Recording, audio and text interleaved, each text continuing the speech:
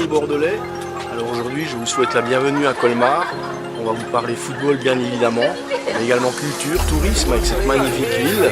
On va parler Auxerre également, et puis on va parler de mes plus belles anecdotes avec mon club de cœur.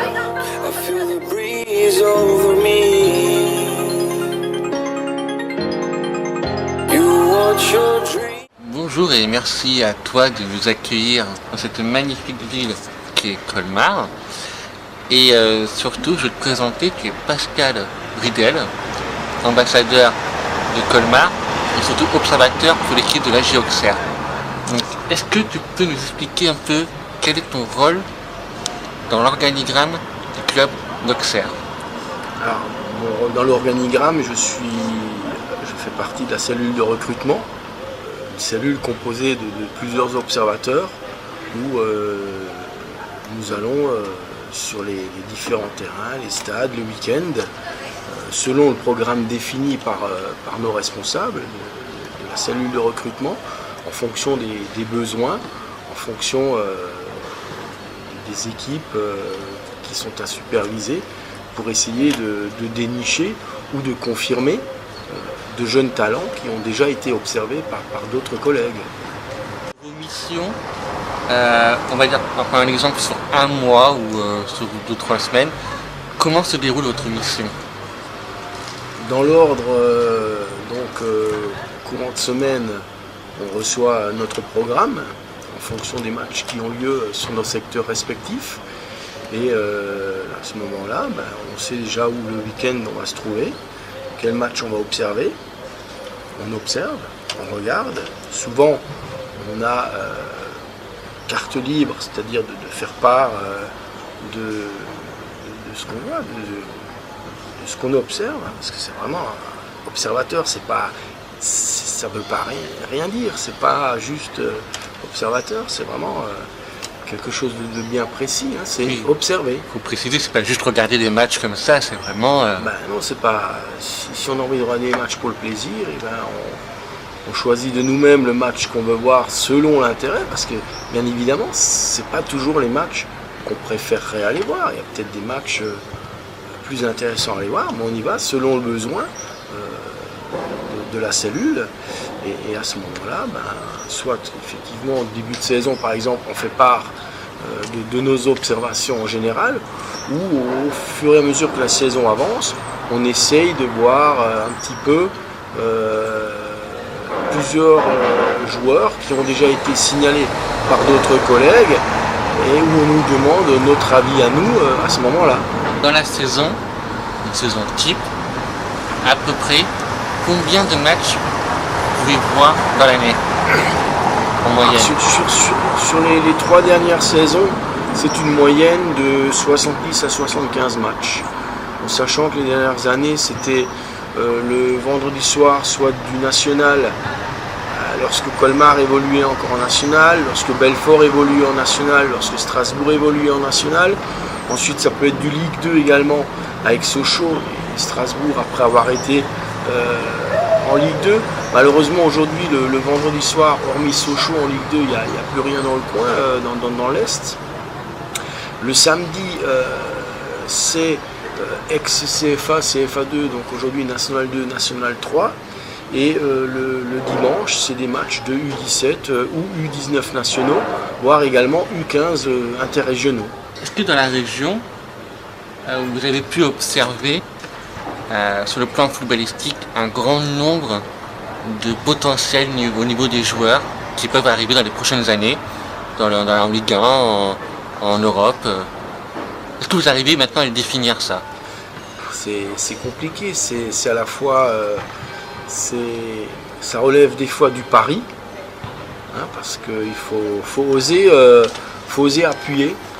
Dernièrement, lors d'une réunion, on nous a dit n'hésitez pas à appuyer sur vos coups de cœur, parce que souvent, un coup de cœur peut également... le coup de cœur peut permettre de dénicher un talent. Un coup de cœur, je le définis par un joueur qui n'est pas parfait, qui a encore une marge de progression, mais par une attitude, par un geste. C'est quelque chose qui peut vous paraître pas anodin, mais qui peut peut-être révéler quelque chose. Et à ce moment-là, il ne faut pas hésiter à le signaler. Et puis nos collègues qui le reverront, qui feront également un rapport. Et à ce moment-là, ça peut éventuellement déclencher sur une issue plus favorable.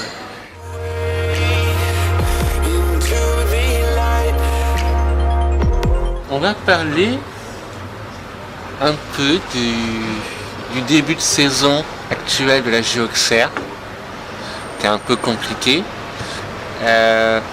Quel regard portez-vous, vous en tant que supporter et dans la cellule de recrutement de la GIA, sur le début de saison de votre club? J'ai été au premier match du championnat lors de l'ouverture contre Lens et je dois avouer que je suis surpris par la suite de cette première journée qu'ont effectué les deux équipes. Au Serlens, ça a été un match d'une intensité exceptionnelle pour de la Ligue 2. Ça a été un match de niveau Ligue 1. On aurait pu perdre, comme on a gagné, comme on aurait pu faire match nul, qu'importe. Mais les deux équipes ont vraiment réalisé une très très grosse prestation. Et à partir de ce moment-là, moi j'étais persuadé qu'on allait faire une grosse saison, même si ça ne veut pas dire qu'on ne va pas la faire. Bien sûr. Mais ensuite, il y a des événements extérieurs qui se produisent. Tu vas au Havre, tu mènes 1-0, tu prends 2 cartons rouges, tu perds 4-1.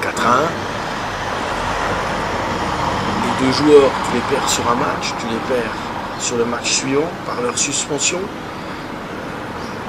On a quand même eu un renouvellement d'effectifs assez conséquent, un nouveau coach, un nouveau président, tout ça, ça se met en place. Et aujourd'hui, je pense que c'est une idée tout à fait, enfin c'est un avis tout à fait personnel, on peut être tout à fait confiant en l'avenir de la GIA avec la reprise par les Chinois depuis maintenant quelques temps. Et franchement dit, M. James Zhu, j'ai jamais eu la chance jusqu'à maintenant de le rencontrer, mais ça a l'air d'être un personnage formidable qui vit pour son club. Alors, contrairement à Sochaux, avec M. Lee, que j'ai déjà vu plusieurs fois à Sochaux quand j'allais observer Sochaux, tu avais l'impression que M. Lee c'est un jouet qu'il a acheté, c'est son jouet. Il vient, il est heureux, il vient avec sa maman, il fait des selfies avec elle. Monsieur Zhu, quand tu le vois arriver à l'aérodrome de Branche avec son survêtement à GIA, qui vient au stade en survêtement, qui investit beaucoup d'argent, plus que ce qu'il avait d'ailleurs envisagé au départ. Sur la fin de saison dernière, les déplacements se faisaient en avion et non plus en bus, pour une meilleure récupération, pour essayer d'accrocher les points nécessaires pour un maintien qui n'était finalement pas acquis. Cette année, ils ont également rajouté de l'argent au budget. Donc, non, et puis là, sur les 4 derniers matchs, on est invaincu, 3 victoires, un nul à Brest, un nul méritoire. J'ai été la 3e victoire consécutive contre Sochaux. On a joué contre une équipe difficile à manier parce que ça joue avec les moyens du bord à Sochaux actuellement. C'était un match de la part des Sochaliens ultra défensif. Donc non, mais moi, je suis confiant et surtout heureux de revoir une certaine identité naître à la GIA, avec également au centre de formation un ancien de la maison qui est revenu, Bernard David, qui est quelqu'un d'extraordinaire, que j'apprécie beaucoup. Vincent Cabin, qui est responsable de la cellule recrutement depuis maintenant de nombreuses années, des gens avec qui tu peux travailler en confiance, qui sont des amis. Et c'est ça qui est important. À la GIA, on n'a quasiment que des amis. À la GIA, tu connais tout le monde, tu es connu par tout le monde, et c'est une grande famille. Et ça, c'est quelque chose de... C'est ça qui me tient beaucoup à cœur dans ce club. Parce que là, on peut faire le rapprochement entre Auxerre, encore une fois, et Bordeaux. Deux clubs très familiales, très proches des supporters, où tout le monde se connaît dans le staff et tout, donc on retrouve vraiment ces deux identités.